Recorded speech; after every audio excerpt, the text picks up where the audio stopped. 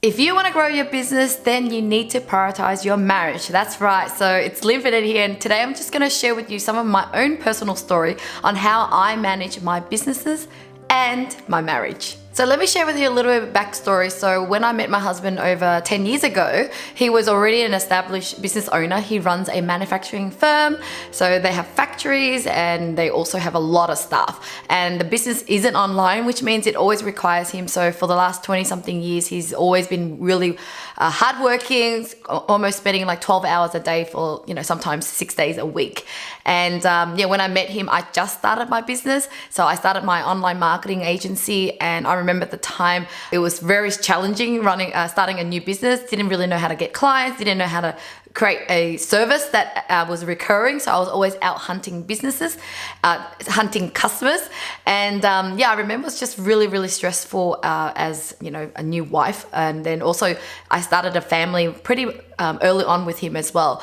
And so we were pretty much got married in 8 months, and then I had a baby. And so I quickly had to wear the hat as a mother, a wife, and then a business owner. I remember early on when I had a baby with him and business was really hard, I actually felt the temptation to kind of be a stay-at-home mum so that I didn't have all this stress anymore.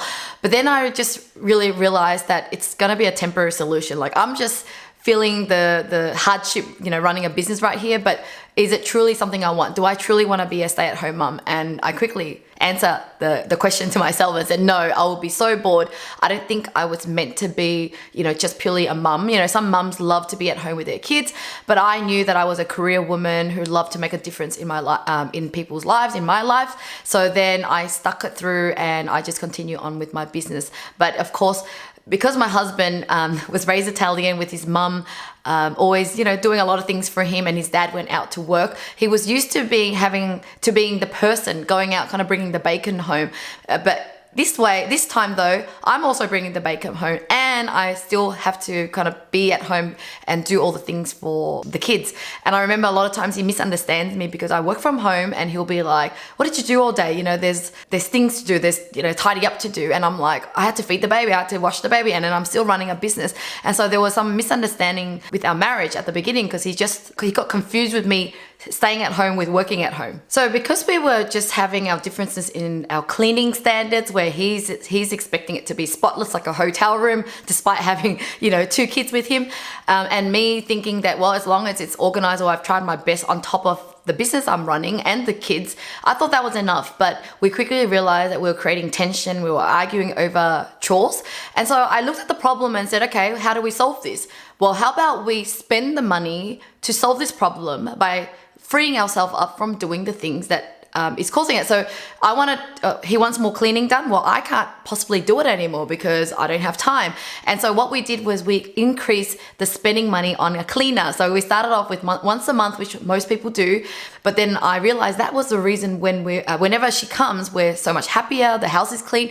And I'm like, how can we do this more? And so we, over time, increased it to fortnightly, and over time, weekly. And now at this point in time, after 10 years, it's actually 5 days a week. And now why this is important is, like, for me, I see it the same as in business. When you start to outsource and delegate and offload tasks for yourself, it's not just a once-off thing. You need to continue to audit and go, what else is on my plate? What else can I do to increase my efficiency, free up my time so that I can actually spend time with my family, have the energy? And even if you've got time to do the cleaning, you will feel stressed, not in the mood to actually even go out on a romantic date because you've just been cleaning all day.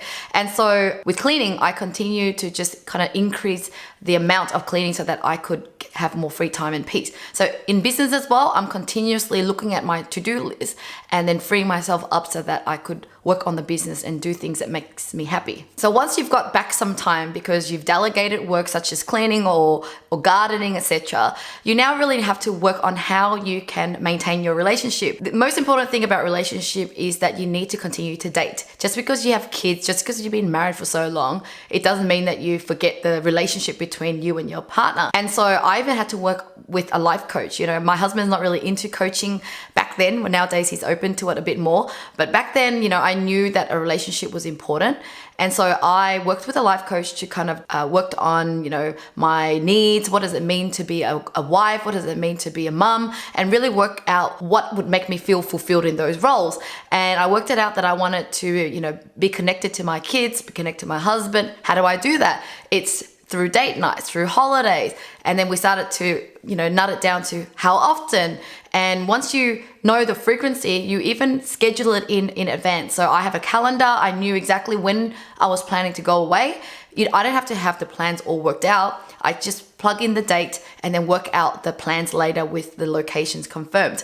Because one thing that has taught me to really treasure relationship is that when I didn't have a good relationship in early parts of my life, it was horrible. I basically couldn't focus on my studies. I couldn't focus on, the full-time job that I eventually had, or even early on when I started my first business, I was in a relationship with a guy that was so toxic, and I really loved him. I wanted to be with him. I just remember it occupied my mind. I just couldn't eat, couldn't sleep. And so I know what it's like to be in a painful relationship. And even if you're in a good marriage, but if you don't work on it, it could be one day broken, unhappy, and then next thing it leads to divorce. And I definitely think if you go through anything like that, it will affect your business. So the benefit of me working on my business, on my relationship, is that we're still, after over 10 years, still passionate about each other. We're not just housemates. We go on dates and we're happy. And when we're happy, we get to bring that happiness and energy into our work life. So early on, as I said, my husband was really into coaching, and I felt like I had to do a lot of the heavy lifting, putting effort into the relationship, working on myself so that the relationship could better. But I too wanted him to really step up. So in the last couple of years, I basically suggested for him to also sit with our life coach, and we then work on our family values, our family as if it's like a business. So we worked on our core values as a family, and then together with the life coach over time, we worked on our goals. Just the end of the last year, we decided, 2023 is coming. What do we want to achieve next year? And so working with our coach, we worked on our goals separately, and we were able to see that, oh my God, we had some common goals. One of them is we wanted to go to church monthly. And so it was nice to see that we have, our interests are aligned, and then we scheduled it in, and now we're on a mission together. Because at the end of the day, a relationship isn't just spending time watching TV together. I heard from Jay Shetty not long ago that there are a few E's that needs to happen. Another E is experience and trying new things, experiment and experience. So this is where you go to new places, do new things, learn a new hobby. And then even education is like, how can you go and learn something together? And one thing that he said is, if you could even serve the world together, like maybe you do community service together, that's what's going to make the relationship, really stick together. And so prior to hearing from Jay Shetty, I actually felt that. I was like, hubby, I really feel like we need to do more so that we continue to grow together. And because the worst thing is it starts to die out, and then eventually you can't reignite the passion again. You can't reignite that feeling that you need, to be with someone. You can always be friends with someone, but it's very rare to feel that lovey-dovey feeling with someone, and I want to hold on to that feeling forever. So thank you so much for watching. I hope I've shared some tips around how to maintain a marriage, and I just want to emphasize that it is super important. I would trade anything for a great relationship. All the money in the world, all the material things, you can always work at it and buy it again, but you can never undo a broken relationship. So thanks again for watching, and I'll see you again in the next video.